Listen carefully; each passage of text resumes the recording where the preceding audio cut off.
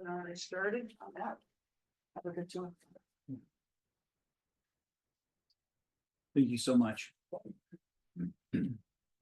right, I'll wait for it to actually strike noon.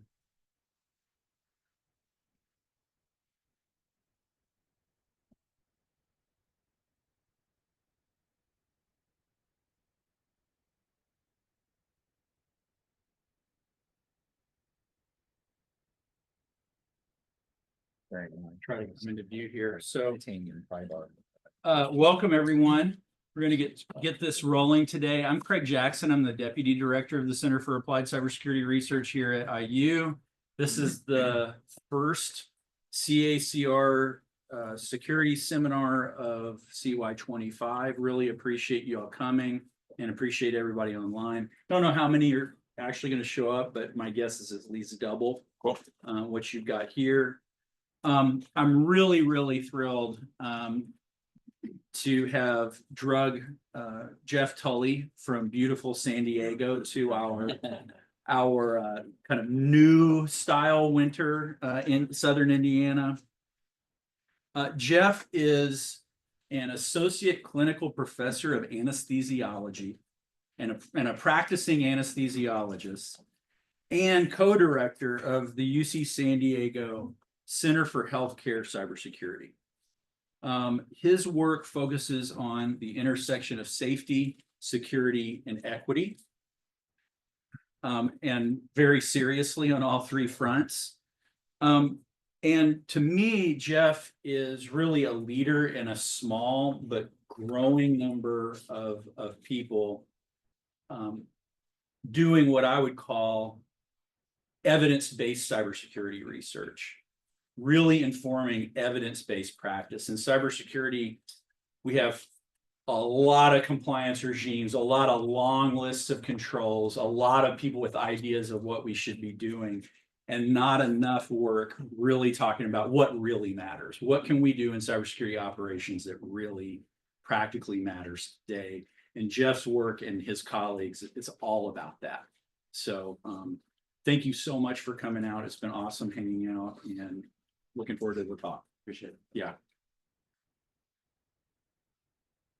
All right, thank you, Craig, and thank you, Diana, who is outside there, for all the work in helping me get set up here. I really appreciate the opportunity. I'm super excited to be with you today.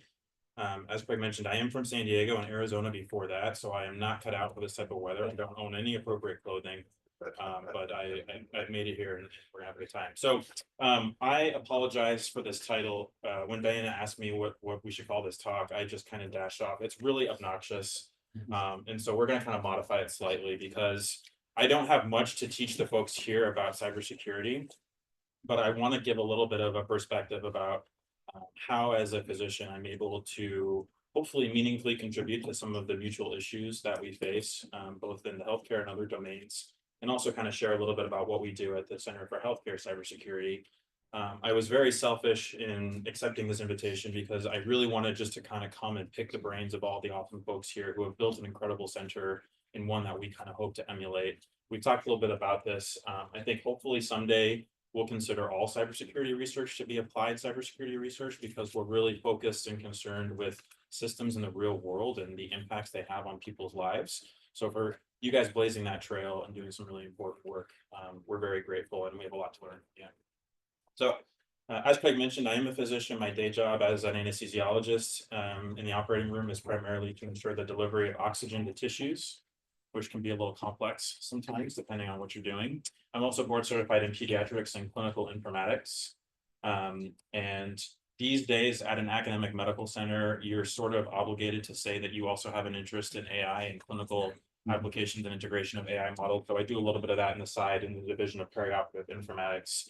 But I want to be very candid here with a confession that I am not the most technical person in the world. Okay, I don't come up with ODAs.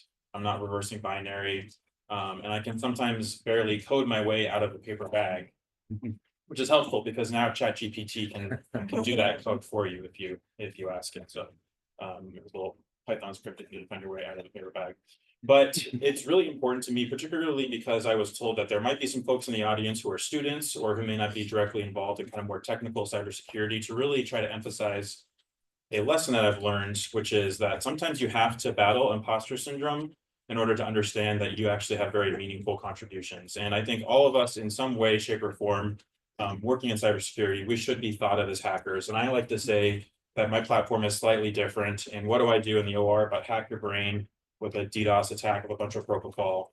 And so that's kind of the first lesson that I would like to share to folks who may wonder sometimes if they have a place in cybersecurity. You don't necessarily have to be a super awesome technical genius in order to make an impact. And in doing so, like if you have a set of skills, I'm a physician. Sometimes when I'm in a room full of doctors, I'm the best hacker. And when I'm in a room full of hackers, I'm the best doctor. And the bridge and the overlap between these two areas can be what's most impactful. As a physician, we, this is a picture that I saw my first day in medical school and made an impact on me. And I kind of hung on to it and used it in talks ever since, where this really kind of encapsulates what you want to be thinking about when you're taking care of patients. You have this doctor here on the left side, focusing pretty intently on a patient with the family in the background. And that kind of resonated with us as we started our journey to become doctors. And I just want to make sure real quick, can everybody hear me in the back? I want to avoid using the mic if I have to, but if there's any problem with the Zoom or anything like that, we'll be informed. So, this is what you see your first couple of days of medical school, and this is kind of the mentality that you progress through your training with. But the reality is the bedside of today looks very different, right? And we have an incredible array of amazing technologies that we use to care for patients. Many of them are dependent on networks. And so you can quickly see how cybersecurity is inescapable from the healthcare environment. And if you're somebody that knows a little bit about the healthcare environment and a little bit about cybersecurity, that's where you can kind of make an impact here. So again, when I'm in a room full of hackers, best doctor. When I'm in a room full of doctor, best hacker. The unfortunate exception to that is when I'm in a room with my co-director, Christian Demeth, who's both a better doctor and a better hacker than me. He's an emergency medicine doctor. And then we also were fortunate to just be recently joined by Dr. Isabel Straw from the UK, who is even more annoying. She's an emergency medicine doctor, a cybersecurity researcher, and just finished her PhD in AI, which is kind of disgusting if you ask me. And she has a British accent, so everything she says sounds incredibly smart. So, but the other caveat that I want to give before we start to jump too deeply into this stuff is, right, when we give these talks and we talk about all these cool projects that we're going on, it's very important to know that we have an awesome team. This is one of the research teams on one of our projects. Lots of folks who all do a lot of really incredible work and make some incredible contributions. But I just want to preface all this by saying this is a much bigger endeavor than just me. And there are people with an incredible set of skills that complement me and my co-investigators to get some of this work done. So you kind of have to, take your pick these days of incredible medical miracles that can bring a little bit of optimism into what can sometimes otherwise be a pretty dark day-to-day series of current events, right? We have people that are working on transplanting organs from pigs. We have new cures with CAR T-cell immunotherapy that can address some cancers that have been very persistent and challenging to treat. So there's a lot in medicine where you're just kind of struck by the advances that happen and the discoveries that are made. And sometimes I have to kind of remind myself that we just really didn't get there as a science overnight, right? Like 200 years ago, the cure for what ailed you could be draining some of your bad humors or slapping a couple of leeches on you, giving a little dose of mercury. And in some sense, when I'm working in cybersecurity, I feel like we may still be in those days of leeches and bloodletting from a scientific perspective. And so kind of the work that we're interested in, I know it's one of the things that we bonded with Craig when I first met him last year, is there's really nothing that prevents us from treating cybersecurity like a discipline with which we can apply the scientific method and generate hypotheses and set up experiments and test things in a repeatable manner. And when we're in medicine, this is kind of the hierarchy of evidence that we think about. And the very best of the best are these meta-analyses that combine large-scale systematic reviews. And then all the way down there at the bottom of the pyramid is background information, expert opinion, people like me sitting up here and talking to you about what I think you should do. But that's just because that's my experience or because I work for a company that offers that product.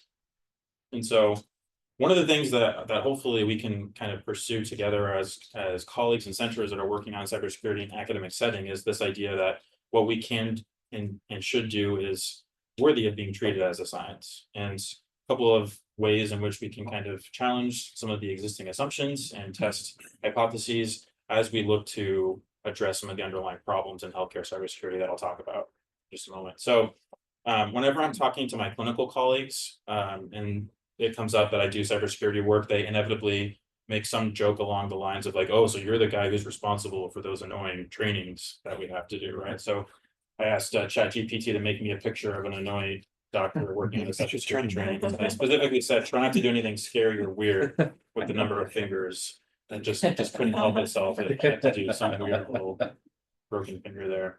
But this is something that, you know, we have studies in the informatics literature about the fatigue of training for doctors. We're doctors, nurses, people who work in the healthcare enterprise have to do lots of regulatory trainings. Now it's all online. So you get bombarded in your inbox with emails telling you that you're overdue on your mandatory cybersecurity training or your workplace violence prevention training or this training or that training. And of course, all of these topics are very important and worthy of attention and focus and should be considered as part of our domains when we work in an organization, that we have some degree of responsibility. But do these trainings actually like help us with some of the underlying problems that we seek to solve, right? Do these trainings make a difference? And do these trainings provide value in relation to how much they cost an organization to deploy? So that was one of the things that we were thinking about when generating ideas for how can we bring a little bit more science into looking at some of these long-standing orthodoxies. So this is a paper that has been accepted to IEEE Security and Privacy for later in May, but has been released as a preprint before then.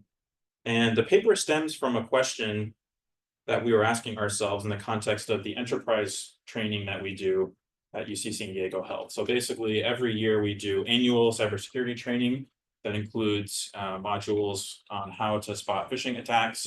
And then we do embedded phishing training as well, where throughout the year, individuals will be sent test messages. And if they fail those messages and click on a link, they'll be directed to some type of training. And our question was, could we kind of use this process that has been currently in progress and modify it slightly to see if we can organize a little bit of the control group and some test groups to ask a question, is this type of training actually efficacious?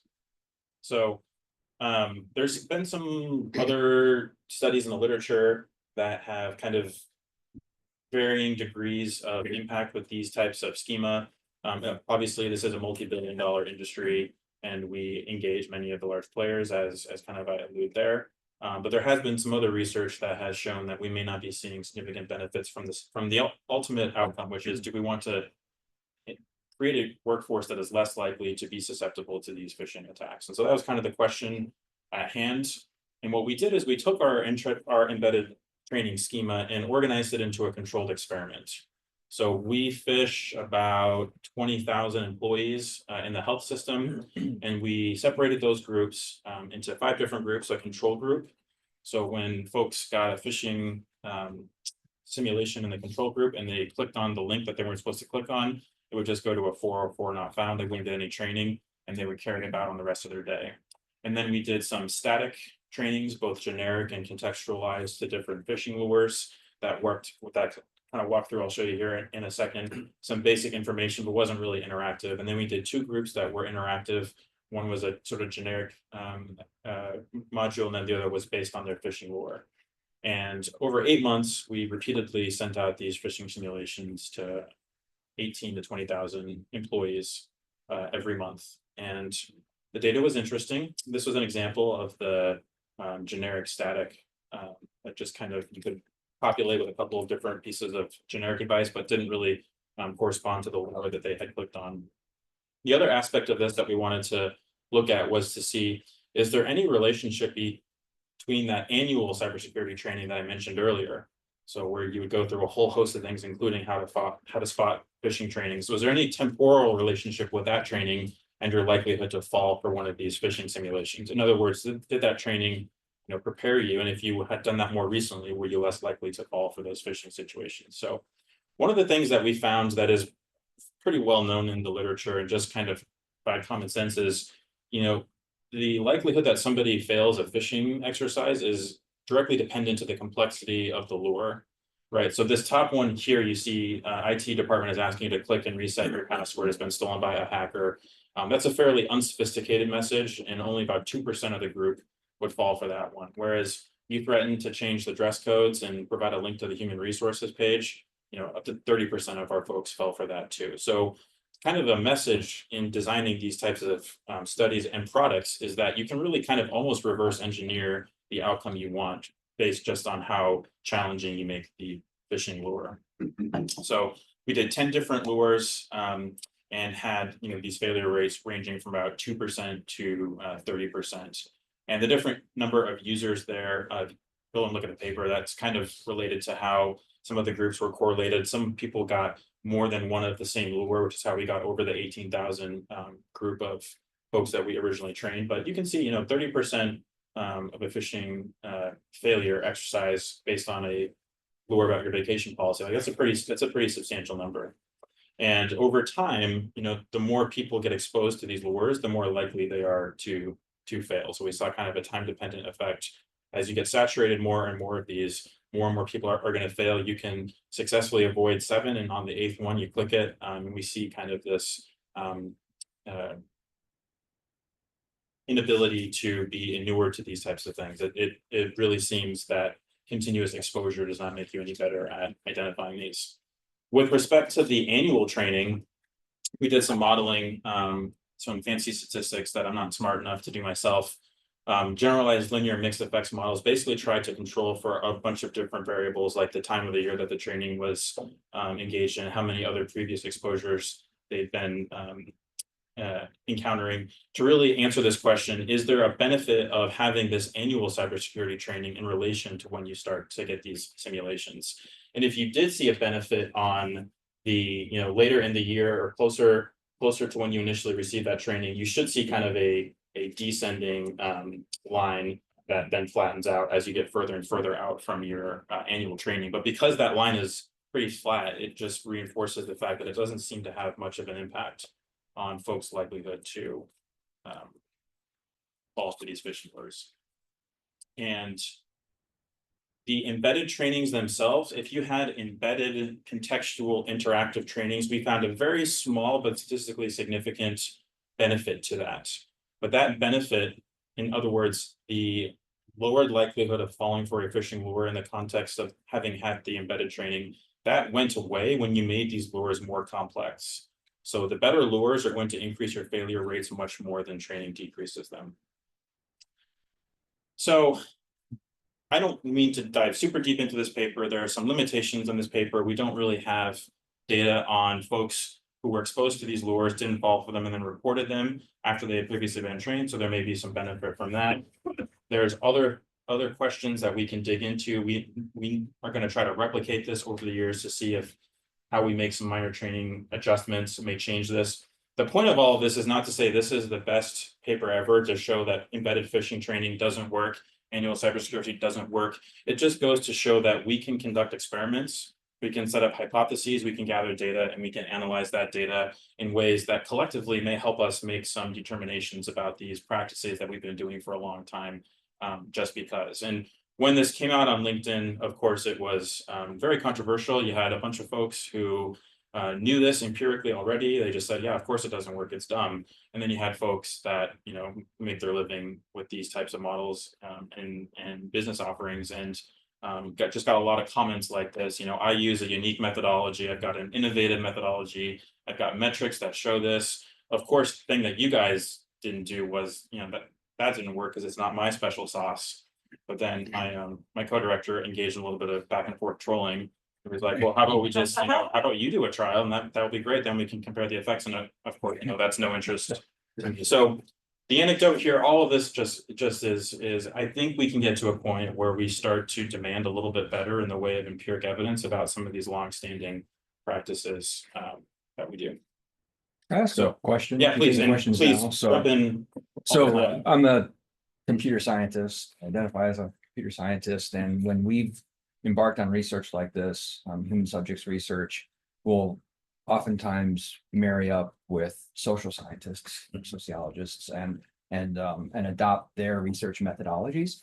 And I've not collaborated with a medical doctor before, and I'm curious, like in the medical world, the RCTs versus how sociologists would conduct such a thing. Do you think that there's a benefit to how the medical community would embark on that? I think so. I mean, simply because then you can get a little bit more into the realm of concrete data, but I also think that the converse applies as well, right? There's a lot of information contained in the paper about things like how long the users spent on these training pages. Some would click on a link, go to a training page, and then immediately close it and totally ignore it, right?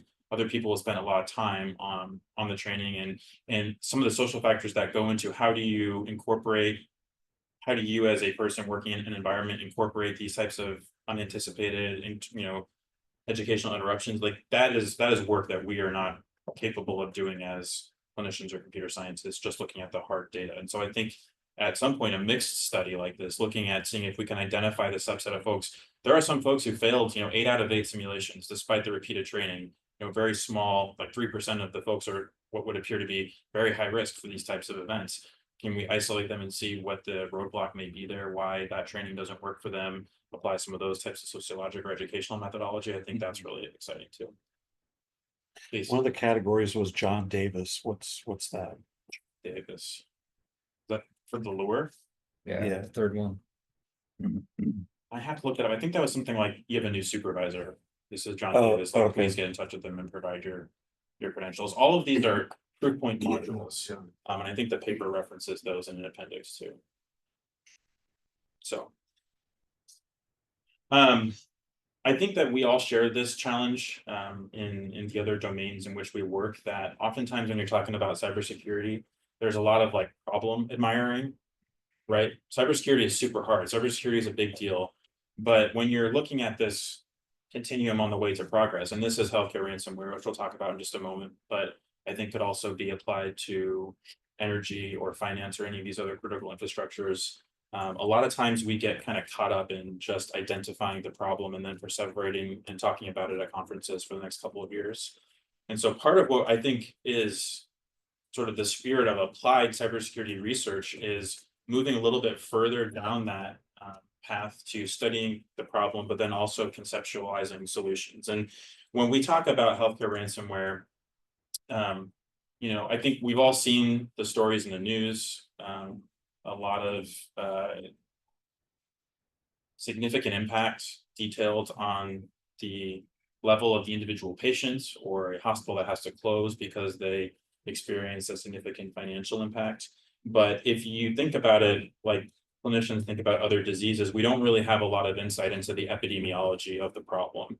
Hospitals, when they are hit, will usually kind of say everything's fine, nothing to see here. We are running normal operations. Doctors are taking care of patients. We have contingencies for this. And when I, as a researcher, go to a hospital after the fact and say, hey, is it possible to get some data to really try to see if we can detect any major impact to patient care? There's reputational concerns that they're worried about. There's legal liability. There's federal fines and things like that. Most of the time, they're not even interested in having that conversation with us. So there are naysayers who will say, like, well, can you show me a situation where somebody's died, or can you prove to me that ransomware attacks affecting hospitals are really that big of a deal from a patient care disruption? And it's really hard to get the data to do that, right? It's really hard to get the data to do that, not just because they don't want to give it to us, but even in situations where we do have more willing partners. One of the primary ways that we measure clinical impact and metrics in other situations in healthcare is by pulling out a lot of data from the electronic health record and other capture systems.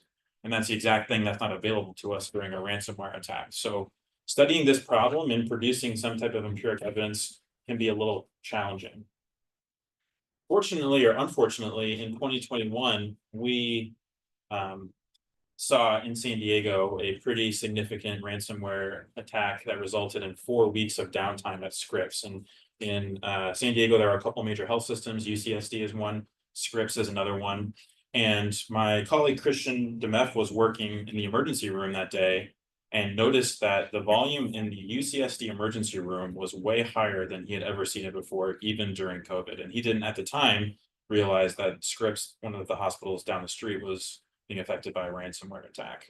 And kind of that realization led us to see, is there a way that we can potentially measure some metrics at our own institution and see if there may be any difference when this other hospital is under a ransomware attack. And so we did publish this paper a couple of years ago in JAMA Network Open, which really was one of the first cases of having actual patient care data associated with a ransomware attack. And again, UCSD was not affected by a ransomware attack, but we saw significant increases in unwanted patient metrics. Things like patients coming to the emergency room at UCSD were waiting longer than usual to be seen.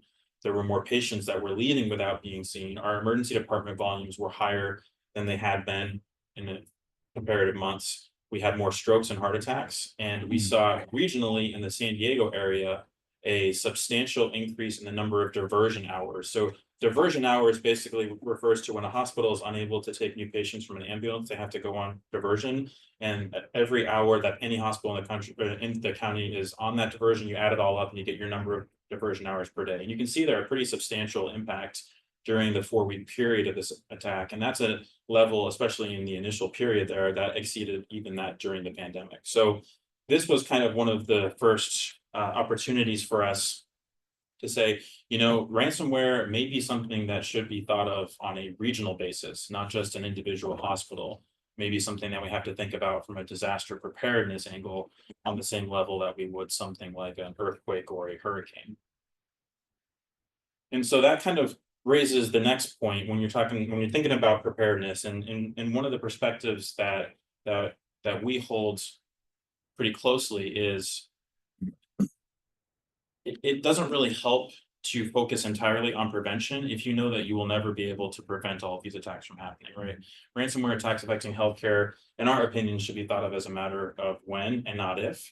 And as of right now, all of the resources are on left of boom. There are different stakeholder organizations providing the frameworks that you can implement. The regulators, the Joint Commission may start to put in some cybersecurity standards. There's a bunch of vendors that will say you tools and things like that.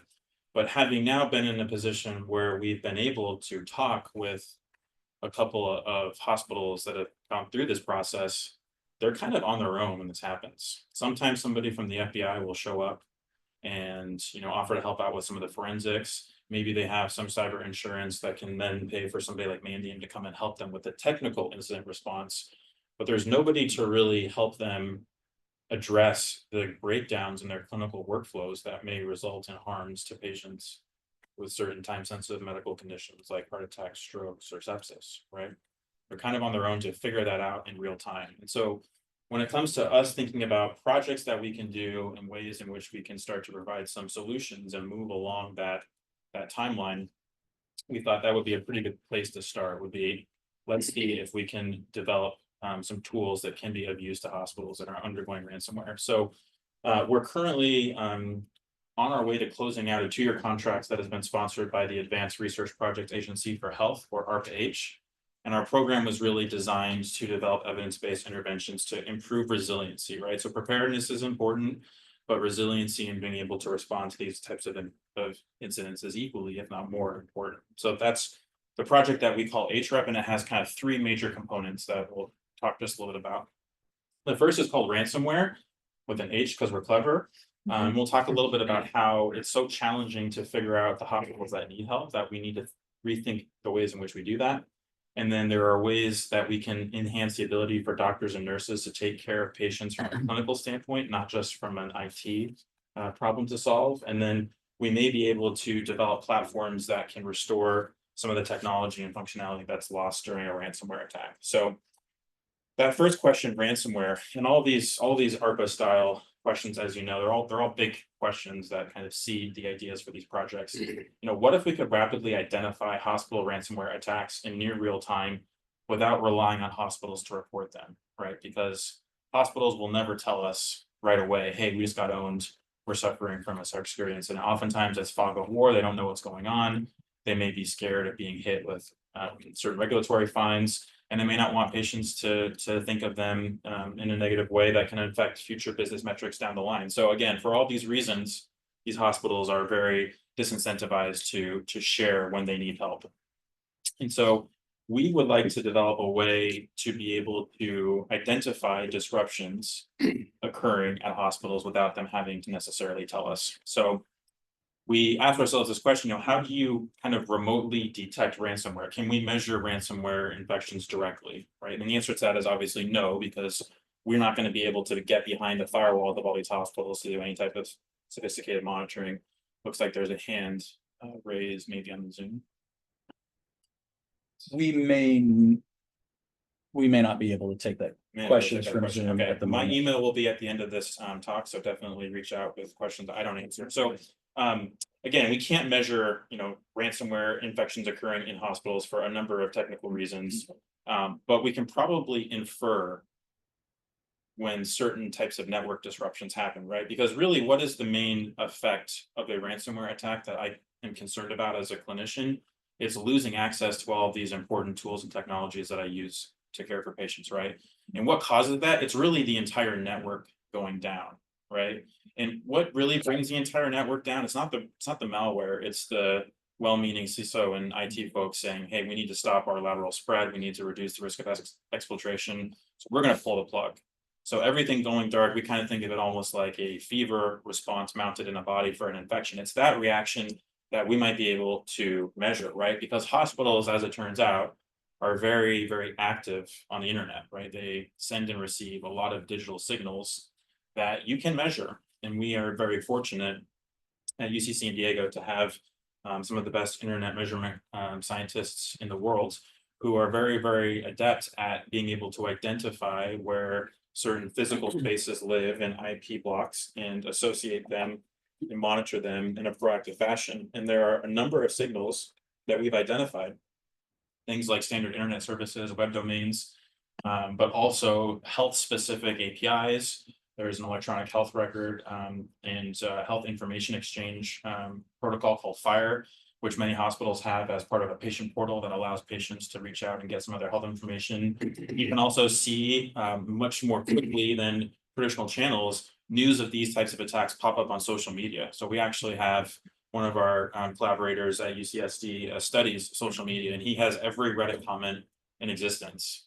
And a couple hundred terabytes worth of data. And you can go back and pull some of these subreddits that are medically focused and find folks talking about disruptions that they're encountering at work or in patients very, very quickly after the onset of an attack. There's also some public health reporting stuff, and then there's some other cooler, more technical things like NTP beacons. So you have computers that are asking time servers to find out what the time is, and you can use that as kind of a proof of life, even from behind certain firewalls. So all of these signals kind of coming together act as sort of the digital nervous system of a hospital and how it communicates externally. And we kind of went back using services like Census to historically find that there are periods that are associated pretty closely with disruptions caused by ransomwhere, where these signals go dark. So this again is scripts during that attack in 2021, and we've identified a bunch of their domains through a couple of different tricks with their associated IP addresses. We find some services that we know run on those IP addresses. And you see there kind of, you would expect to see a continuous horizontal line when you poke at those systems and they poke back and say, "Yeah, I'm there." Where that X is where the ransomware attack was reported and having occurred on the 5th of May, 2021. And all of a sudden, you no longer see a response until almost 4 weeks later there. And you can kind of see too in some degree of fidelity which of their services they're bringing up over different periods of time. So we actually have been able to sort of map out the spaces corresponding to about 6,000 hospitals across the country. And we scan them every 3 hours, knowing a bunch of different services, testing their availability, and kind of have used that to see this idea of monitoring infrastructure. Again, I mentioned that APIs are a very valuable tool for us because these are APIs that you don't need to authenticate with directly to get kind of proof of life. And so when you go and you send your FHIR metadata, if you're a patient looking to get onto the portal, you can interact with these servers without even fully authenticating to them. But again, in the setting of some type of network disability, you oftentimes lose evidence of these. And there was a ransomware attack that affected a children's hospital in Chicago in January of last year. And this was kind of our first proof of concept of our proactive scanning methodology. We identified their FHIR API endpoint going down about 7 hours before they first publicly reported that they were having problems with their phones and then internet, and then later on attributed all of it to a ransomware attack. Quick question. These scans are not necessarily cooperative. You can. Correct. So we have a server setting up doing this with a message, if you come back and poke at us, that, hey, we're doing this as part of an educational project, send us an email if you want to be removed from these. As of now, we haven't had anybody complaining. The average hospital is poked 1 trillion times a day by 1 billion different people. So I don't think it really registers, but we do respect the wishes of anybody who doesn't want to be poked by us. And for each poke, it's a binary signal, Yeah. like good or Here, yep, here or not here. You mentioned NTP. Are you Yeah. actually doing something to monitor Yeah. NTP? Yeah. How? I'll get to that. Okay.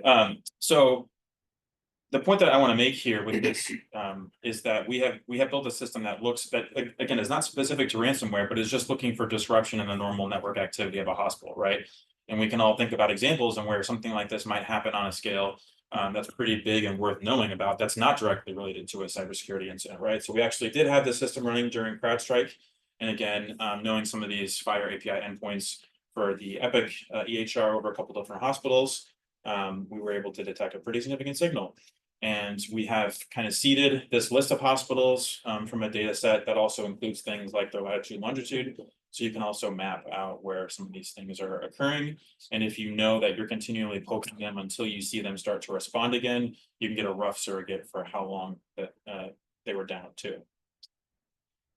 So we are monitoring FHIR endpoints. And again, there is no single signal that is going to be entirely sensitive and specific for a ransomware incident. But if you get a lot of these in combination, if you lose your FHIR endpoint, plus you lose your web server, plus we stop getting NTP beacons from you, then that's more suggestive of a wider spread disruption. So we do right now currently run about 40% of the NTP servers in the country as a way to essentially increase our bucket of collecting these NTP beacons. So computers will reach out to our servers and ask, hey, what time it is, and we can kind of map those that we know or suspect belong to healthcare spaces. And then when those go away, that's another signal that we look at, which is kind of cool because that one actually, you can kind of get a little bit of information from behind a firewall in that case. And then again, social media is an incredibly rich collection of information that we're just starting to get a little bit more into, and working on some, I hate to say ML stuff, but some ML stuff related to that too, that we might be able to incorporate into these. So the entire idea, the entire proof of concept at the end of this work is to develop something like this. We're kind of building out a little dashboard in Grafana that is going to start to map all of these different signals corresponding to the hospitals and give us this kind of green-red indicator. This is a historical look at all of our previously demonstrated hospital ransomware incidents over a couple of years. It's not real time, but in the future, the idea is that this may be of interest to some folks in the government that have a little bit better of a handle on the digital infrastructure of healthcare. And so we're pretty excited about that. But that's just kind of step one. So once we know that a hospital may be experiencing some type of network disruption, again, it could be a ransomware attack, it could be somebody cut a fiber cable, it could be an earthquake or a hurricane. We want to be able to reach out with some more meaningful resources. So this next one that we're calling the tome, I'm not going to spend too much time on because it's a little bit more clinically focused, but basically, for those of you who have doctors or nurses in your family or who may be exposed to healthcare in some way, you'll know that over the last 10, 15, 20 years, we've made this transition from paper records to the electronic health record. And there's a lot that's great about the electronic health record. There's a lot that's not so great. We spend more time than ever before kind of clicking boxes and documenting, but there are a lot of robust safety mechanisms and clinical decision supports that the electronic health record and other associated technologies provide that really go out the window when you have to go back onto paper downtime. So my handwriting is terrible. I did some paper records in med school. They were near indecipherable, but you can imagine, and the literature has shown that there are safety impacts associated with making a conversion to a downtime procedure and workflow that you are not used to doing. And so that, combined with the loss of some of the clinical functionalities that we talked about for treating those high stakes medical conditions, it's clear that doctors and nurses need some type of resource to be able to open up like a playbook in the same way that we have emergency response plans for mass shootings and earthquakes and hurricanes. We have no kind of cybersecurity focused emergency playbook. So we're building those on kind of a specialty standpoint. And that's where Isabel Straw, the incredible doctor from the UK on our team, is helping us with kind of some modeling where we're looking at patient level impacts based on the reported literature and some of our own work, and kind of mapping out where the key dependencies are in different clinical workflows, and then building kind of playbooks and doing some cool timescale modeling stuff to where ideally, once we're done with this work, we'll be able to kind of make a freely accessible resource for hospitals to use as a foundation for building their own incident response plans, and then also a tool where if a hospital is hit, they can get some expectation on what type of clinical impacts may change and evolve over time. And this is something that is actually starting to be required in various state legislatures as well. New York and Connecticut now both have laws on the books saying that hospitals and healthcare departments have to develop cybersecurity specific emergency response plans. And so our hope is that we can, have a resource that gets people 80% of the way there, that they don't have to pay a consultant to do for them, and use them to meet some of these emerging regulatory requirements. So that's the tome. So this last part, crash cart, the idea is that if you are working on paper and taking care of sick and complex patients, and that's a patient safety risk, are there things that we could do? Are there pieces of the technology that you've lost that if we provide to you will somewhat mitigate those patient safety impacts? And so this idea kind of came out of us just saying, like, what if we could put kind of like a hospital IT system in a box, and then you could just like put it in a truck and you could roll it to a hospital and sort of deploy it? Would that be better for doctors and nurses than being on paper? If there's a spectrum between paper and what you're used to, like where would this fall in being useful, potentially helping to keep patients safe? So again, we kind of talked about this when we have gone out and done field trips to institutions that have been hit. Like they have nothing, right? Everything gets shut off. And so you have no networks, you have no physical links, you have no telephone system, you have no electronic health record if you are cloud hosted, or even if you're hosted on-prem. So we are essentially designing a solution that basically is soup to nuts and provides everything. And of course, this has been done before, right? This is a defense department problem that's been solved a long time ago, but there are these kind of specialized clinical technologies and applications that we're working on integrating, and we're also hoping to do this in a relatively cost efficient way. So we kind of start with an internet backhaul. So we have a box that provides both Starlink access as well as AT&T FirstNet. And then we kind of made this engineering decision to, instead of working on sort of setting up our own Wi-Fi networks, actually creating private 5G cellular networks so that we're not interfering with the hospitals as they're looking to stand up their own Wi-Fi. So this is kind of cool. We're basically putting together our own little mini cell tower that then gets that internet backhaul from the Starlink and FirstNet. And we've kind of built this little system that we call crash cart, like the crash cart that you wheel in to shock a patient when they're in cardiac arrest. This little system kind of provides everything from an internet backhaul to those private 5G cellular networks, and then endpoints that are hardened and integrating with things like clinical applications. We've done some testing to kind of get a sense of, if we do rely on things like cellular coverage, how many of the hospitals across the country, especially the rural ones, are able to kind of benefit from that connectivity versus needing to use Starlink. And then we've done some physical testing as well in our emergency department, with the intention of doing a prototype demonstration for our sponsors later this year, where we essentially run a simulation where doctors and nurses use this system to care for patients in a small emergency room. We have a cloud hosted instance of our Epic EMR. And then we have, as kind of proof of concept, you have to set up certain platforms, things like a PAC system and a laboratory information system. And we're running things like a little ultrasound and a blood gas analyzer on it to kind of do proof of concept. But the ultimate idea is, have this sort of like cyber DMAT, this big truck where you pull up in the hospital or any other type of organization has been hit, and you can kind of rapidly restore some of that connected functionality with the intention of being able to improve the status quo. So that's a lot of stuff to cover in a little less than 45 minutes. I want to make sure that we left some time for discussion and questions. But I have a lot of fun with this. And again, if I can just reemphasize for the folks who may be wondering, students or anybody out there, is cybersecurity something that I can be involved with in a meaningful way, not being super technical? Then hopefully I've kind of provided a demonstration that with awesome colleagues and collaborators across the country, having a little bit of foundational experience in an important system that depends on these types of technologies can go a long way towards helping to make a difference. Questions? And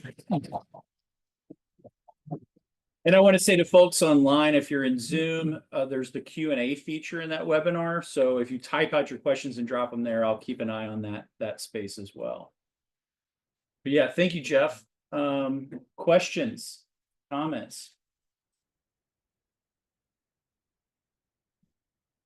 The ransomware fire data, is that publicly available or? A lot of it is, yeah, some of it we kind of reverse engineered, with some Epic apps that I'm not sure is totally legal or something like I should talk about, but yeah, there's a couple of good databases. MITRE runs one called Lantern, which is a pretty exhaustive collection, and then some of them will actually tell you, like Epic maintains its own website where it will list a bunch of these, and then there are others that you can get into their app and reverse engineer how they identify them. Go back and explain a little bit. You went over when the Lurie Children's attack had happened, and you were able to already see. Yeah. The system was down before they had recognized it. Was that just something that it pinpointed to you? Did you communicate that then to the hospital? Yeah, so- Steps that took place. That's a good opportunity to clarify. So we are never detecting an incident before the institution knows that something's going on, right? They're going to be the first ones to look at an endpoint and see a weird screen on it, or have a fax printout that says give us a lot of Bitcoin. All we're doing is kind of seeing the ripple effects of that, and in how some of their infrastructure is going down. Now, whether they took their own network down or whether they lost access, maybe one of the endpoints was something that was initially encrypted, that's a little bit unclear, but they certainly knew that they were dealing with an issue. What we're trying to do is be able to reach out more quickly than they otherwise would kind of ask for help, because many times they don't have to, by law, they don't have to report these types of incidents for some time. There's a Cercia is the name of a rule right now that I don't know what the status is of it during the transition. There's some thought that maybe this is going to be pushed up to 72 hours. You have to report a major event like this in 72 hours. But from the standpoint of being able to help patients in time-sensitive medical conditions, we want to reach out to them as quickly as possible and say, hey, looks like something might be going on, maybe not, but we're here to help if we can with some of these other technologies that that's kind of the intention. They're certainly always going to know that something's going on before our system is detected. And when your system detected, I guess, in this case that had already happened, was there communication? We didn't reach out to them directly, no, because by then it had already happened, and we have since built up kind of more of a proactive monitoring. But at this point, these were just logs that were being dumped in a server, and we went back retrospectively and said, oh, did we find that? And yes, in fact, we did. Proactive monitoring, find that. the crash cart being sent out, that's what's needed ideally. So the proactive monitoring is something where if you go and talk to folks at HHS, or ASPR is the Assistant Secretary for Preparedness and Response, I don't think it's like revealing anything to say, like, they have very limited visibility to critical infrastructure in this sense. And so these types of tools are of a lot of interest to folks like them, folks at CISA, that can have a little bit more of a dynamic monitoring of infrastructure. And then if they saw something go down, to be determined, do we talk about a FEMA response? Do we talk about these other types of folks? But when we conceptualized this program, the kind of the soup to nuts solution was, hey, if you find out something is going on, you reach out, you give them some of those tone resources for their doctors, and then you pull up with that semi truck containing a bunch of computers and internet backhauls and kind of try and ameliorate the effects and the impact. Because ultimately that's something too that may hopefully, like, why do these attacks keep happening? It's because they're very disruptive, and because they're very disruptive, the hospitals are incentivized to pay the ransoms, right? So as long as that business model is validated, we suspect that these attacks will continue. When we provide interventions that make it less disruptive, that make it less important that they pay the ransom to get their systems back, maybe that'll do something to decrease the frequency and the demand of these types of things. Let me jump in from a couple of things online. Todd says, wow, super cool tech. We'll be reaching out via email. Thanks, Jeff. And then Jamie asked, what types of approvals did you have to get to do the phishing study? How difficult was the process? Yeah, great question. That is a great question. We did go through an IRB for that. And that is, not a super easy undertaking, but that went relatively smooth and straightforward. And then we're just incredibly lucky on the health side to have a CISO that we work with very closely, who was on board from the beginning, understood the value of this process, and was able to facilitate it pretty easily. And that type of buy-in, I think, is essential. Otherwise, I don't think we could have been able to do it. I think I remember on the order of 6,000 hospitals Yep. that you were monitoring. Were you seeking, I don't know how many hospitals are in the US. Were you seeking to get as many as you could? I guess ultimately I'm trying to understand, to what extent do you think that you have some sort of ground truth in terms of like the national availability? So as you know, with internet measurement, ground truth is always incredibly hard to come by, but we have essentially the most authoritative sources on this from the standpoint of the number of hospitals. Now, what I will say is that is derived from a source that does not update in real time, right? And one of the big problems that we have in healthcare are this never-ending stream of mergers and consolidations and splitting, such that you cannot be reliable. That without kind of doing a lot of hard work on a day-to-day basis, you have the most up-to-date information. With that being said, we feel pretty confident about the breadth. And then the other thing that we're working to do, we kind of alluded to earlier this morning, is it a good idea for us to really narrow in on those critical hospitals, the trauma center in New Mexico, and make sure we really have that locked down versus a much smaller, residential facility that shows up in this list just because they're in a nursing home. So is there some percentage of these that are super important and we should focus a lot of resources in really ensuring that we're as close to ground truth as possible?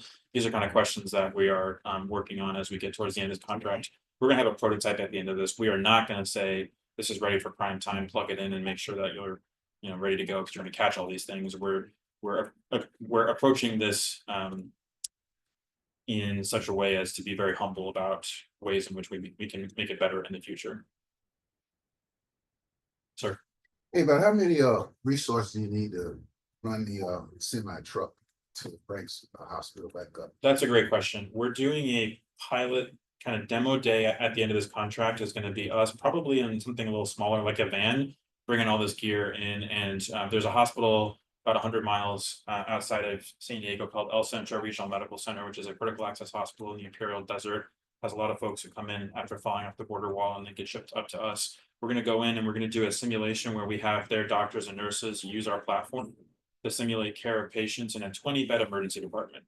So what we're hoping to do is kind of show, hey, this is something that works for this use case. And then if you scale it, if you get 10 of everything, you may be able to cover a much bigger space. There's some other kind of cool problems that we're working on right now with some of the underlying network technology, things like doing handoffs when you're working on a cellular network that doesn't have GPS sync and things like that. So there's still kind of these like usability and technical things that we're working on fixing. But at the end of this, if we can say, hey, we can cover an ER with this system, then conceivably it could be scaled up from there. Have you given some thought to the fact that the hospitals need to authenticate that you're the real emergency response van? Totally. Okay. Totally. And hopefully this is not something that we would be doing on our own. Obviously, this is something where all these deliverables would end up in some branch of the federal government at the end of this contract. Oh, I'm sorry. Sorry, go ahead. I was just asking if he had done any thought as to making sure that the van that shows up that's responding to the emergency is an authentic emergency response van, as opposed to a malicious actor, trying to get hospital data. Great question. I'll ask another question. So on that crash cart concept, when you have these, I don't know the systems, but the Epic systems, Yeah. electronic health records and such.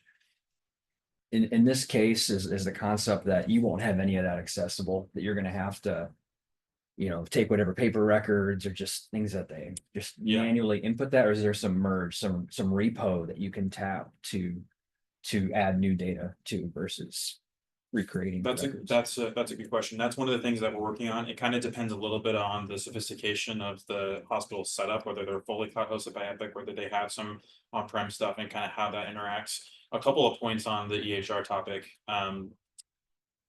What we're doing is hoping to move further along that needle from paper to your full regular workflow. And we understand that we can't configure our Epic to match every single hospital's installation across the country, right? So we're providing kind of bare bones Epic, and then we're going to also work on providing bare bones Cerner and bare bones Meditech, so that you can work with something that is close enough so you don't have to on the fly train all of your nurses and doctors to use a new platform. And that's going to be the thing where we suspect that's a little bit better than paper. But if you were an Epic shop and all of a sudden I pulled up with Cerner and force you to use and learn Cerner on the fly, I don't know that would necessarily be as helpful. So the usability component, but then also one of the reasons to do all of this and to try to also steer clear of the paper records, not from a patient safety standpoint, but a financial standpoint, is the loss of charge capture for for the billing is oftentimes what provides kind of the final death blow to the hospitals, because they have such a trouble reconstituting the documentation for the care that they did provide. So if you have an electronic health record, that's a little bit easier to do, and then you may be able to back kind of bill from that standpoint too. Isa. I'm really curious about contextualizing, because like, for example, like, so how does this work in different settings in rural Indiana, you know? And, or in our case, I think in our sort of, like, we're under-resourced healthcare systems. Have you done much thinking about? No, and that's, I mean, who knows what's gonna happen with all the things going on at NIH, but our goal was to get to the end of this 2-year path and say, this is our prototype demo. We would love for you to let us continue to test this in different environments and do the scaling testing and things like that. So in a perfect world, I would love to continue this work, because if the funding gets cut off and we can't really pass it off, it kind of dies on the academic vine. And so we're maybe interested, and we talked about some ways to, combine forces, look into different opportunities. I think it would be nice to be able to continue this line of research and test it in the different types of environments that we'd be using it. Scott, did you? Wait, just a quick one. Yeah, I'm sorry that I came in late. No worries. Yeah, no, what I caught was fantastic. One of our first projects when we launched the cyber clinic here was with IU Health, and they had a lot of concerns, particularly in their smaller clinics, about basically vendor management and supply chain security. I see on the website you talk about that. You probably mentioned it earlier in your presentation, but I'm kind of curious how much progress have we made over the last 7-8 years in that regard, and how can we do better? Yeah. So I don't think we've made much of any progress there, and Change Healthcare really showed that to us, right? So for those who may not have been aware, in February, Change Healthcare, which is a subsidiary of Optum, which is a subsidiary of United Health Group, which is a Fortune 10 company, the biggest healthcare company in the world. They got hacked, and what Change Healthcare does is Change Healthcare processes claims from hospitals to insurers and back and forth to facilitate reimbursements, and they also do some work on pharmacy billing and transmitting pharmacy prescriptions. So they had some, I think it was like a Cisco MFA issue where some third-party vendor got owned and then they got owned, and they indirectly touch 1 in 3 healthcare records across the country in some way, shape, or form. So that resulted in billions of dollars of payments to practices being delayed.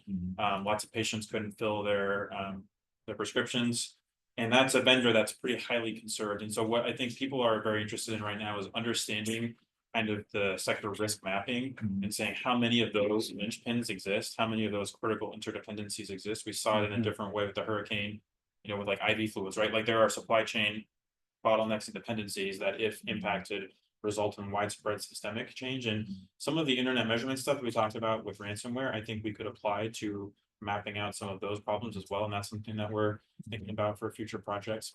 It's a very hard problem, especially if you are one of these smaller clinics and you don't have the personnel or resources to dedicate to a pretty Herculean task. I think I'm gonna force a final question to you. Future work. Is there any future stuff coming out of your center that we need to be on the lookout for, or are there other research areas that you're really interested in getting into over the next few years? Yeah, so interest and ability is going to depend probably on what happens in Washington over the next couple of months. But I think we are going to try to replicate some of the phishing related work on some of the MFA stuff that we're doing. We're pretty interested in behaviors around MFA and the propensity for folks to to fall for things like unprompted MFA pushes and things like that. So we may do a little bit of research in that space. We are interested, as I mentioned, in the sector risk mapping, which is a pretty challenging problem to see how much information can we gain from sort of the public traffic to map out really the connections and interdependencies in healthcare. And then we still do have a pretty active medical device program that does do work on individual devices and work with industry to do disclosures and things like that. So cool. Well, we're just about at the top of the hour. Join me in thanking Jeff again. Thank you so much for coming and